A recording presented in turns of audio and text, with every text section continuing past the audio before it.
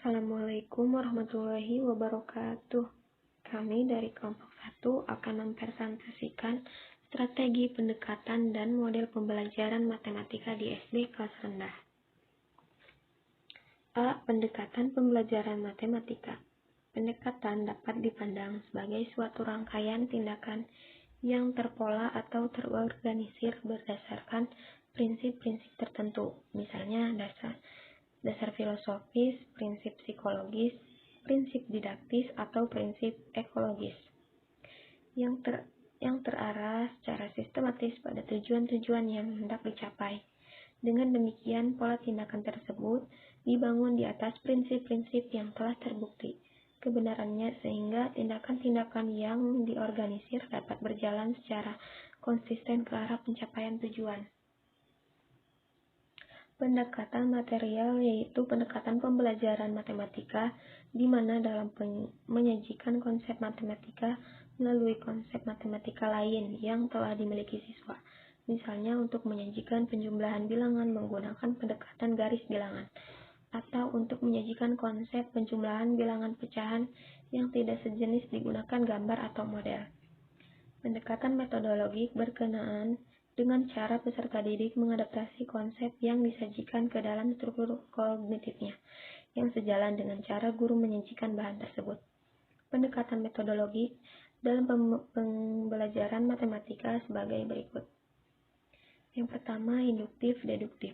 Penyajian bahan pelajaran dari contoh-contoh yang bersifat khusus. Kemudian, siswa dituntut untuk membuka kesimpulan disebut pendekatan induktif. Sebaliknya, dari suatu aturan atau definisi teorema yang bersifat umum dilanjutkan dengan contoh disebut pendekatan deduktif.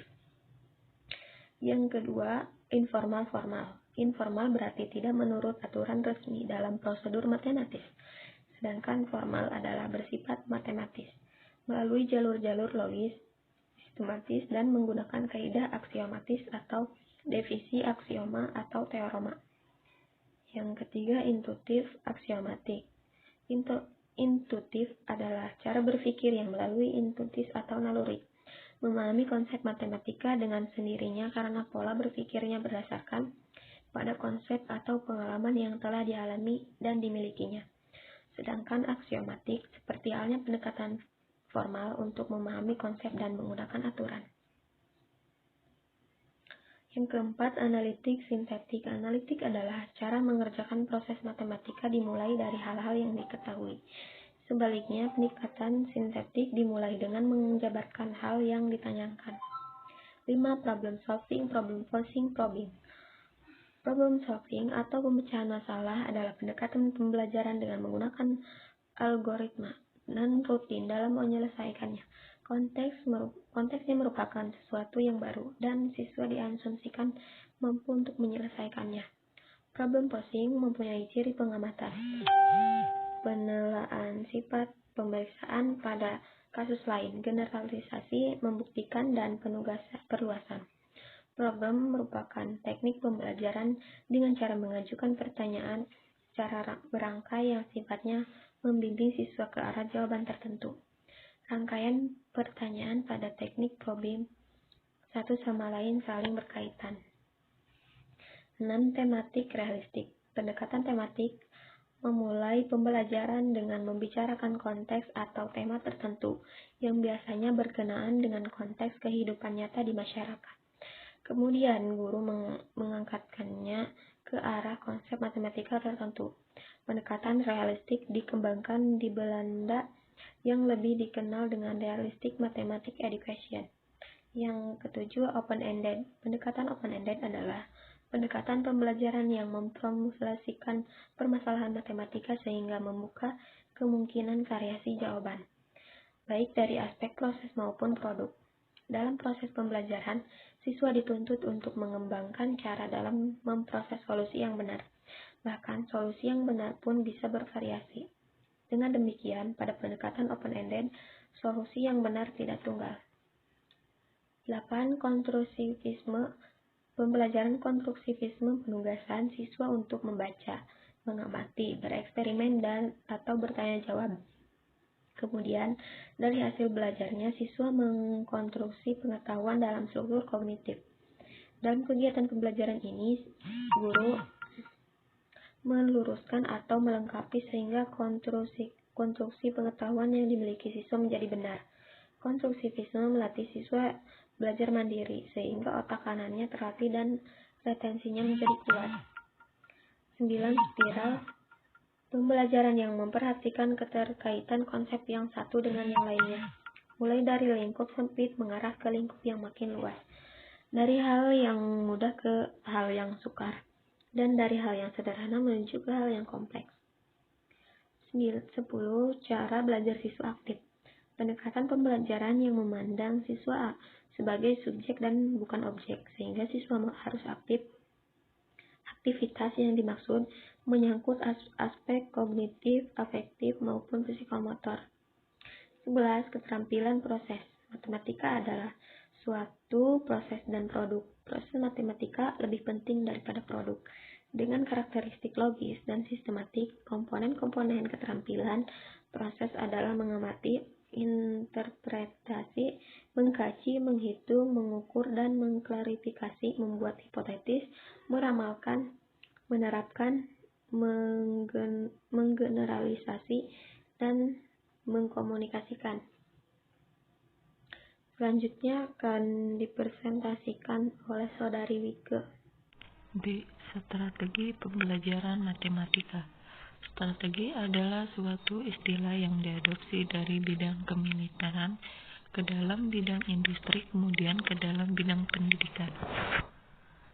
Strategi dapat didefinisikan sebagai perpaduan secara keseluruhan dan pengorganisasian secara kronologis dari metode-metode dan bahan-bahan yang dipilih untuk mencapai tujuan-tujuan tertentu. Strategi adalah serangkaian tindakan yang bertalian secara konsisten, dan tindakan-tindakan tersebut secara konseptual terpadu dengan tujuan-tujuan yang hendak dicapai. Kedua pendapat tersebut memperlihatkan bahwa strategi sama atau hampir sama dengan pendekatan. Yang membedakannya hanyalah prinsip-prinsip yang melandasinya. Di samping itu, penggunaan kedua istilah tersebut dalam pembelajaran seringkali diartikan sama. Berdasarkan pendapat-pendapat di atas, strategi pembelajaran dapat dirumuskan sebagai suatu pola umum pembelajaran yang tersusun secara sistematis berdasarkan prinsip-prinsip pendidikan, psikologi, didaktik, dan komunikasi dengan mengintegrasikan struktur atau urutan kegiatan dan langkah pembelajaran metode. Komponen-komponen strategi pembelajaran. Strategi pembelajaran bermacam-macam, yang tentunya memiliki karakteristik yang berbeda-beda. Akan tetapi apabila dianalisis secara cermat, semua memiliki sejumlah komponen. Komponen-komponen tersebut sebenarnya telah terlihat pada pengertian-pengertian strategi pembelajaran di atas. Namun demikian bahwa dalam hal ini ada beberapa orang ahli yang telah mengidentifikasikan komponen-komponen strategi pembelajaran. Misalnya, menurut Dick and Carey mengemukakan bahwa komponen-komponen pembelajaran adalah yaitu kegiatan pre-instruksional atau pendahuluan, penyampaian informasi, partisipasi peserta didik, tes, dan kegiatan tindak lanjut. Kedua jenis strategi pembelajaran. Strategi pembelajaran bermacam-macam, dan di antara strategi itu tidak ada satupun yang paling efektif untuk mencapai sebuah ragam tujuan pembelajaran. Terlepas dari sifatnya yang demikian ini, beberapa orang ahli telah membuat klasifikasi strategi pembelajaran. Model-model pembelajaran. Yang pertama, model analisis konsep. Model ini digunakan untuk membelajarkan peserta didik mengenai bagaimana proses informasi yang berkaitan dengan pelajaran. Yang kedua, model berpikir kreatif. Model ini dirancang untuk meningkatkan kepastian, fleksibilitas, dan orisinilitas yang digunakan peserta didik untuk mendekati benda-benda, peristiwa-peristiwa, konsep-konsep, dan perasaan-perasaan. Yang ketiga, model belajar melalui pengalaman. Model ini memberikan kesempatan kepada peserta didik untuk memperlakukan lingkungan mereka dengan keterampilan-keterampilan berpikir yang tidak berhubungan dengan suatu bidang studi atau mata pelajaran khusus. Yang keempat, model kelompok inquiry. Model ini mengajar anak-anak untuk bekerja dalam kelompok untuk menginvestigasikan topik-topik yang kompleks. Yang kelima, model bermain peran. Model ini memberikan kesempatan kepada peserta didik untuk praktik menempatkan diri mereka di dalam peran-peran dan situasi-situasi yang akan meningkatkan kesadaran mereka terhadap nilai-nilai dan keyakinan-keyakinan mereka sendiri dan orang lain.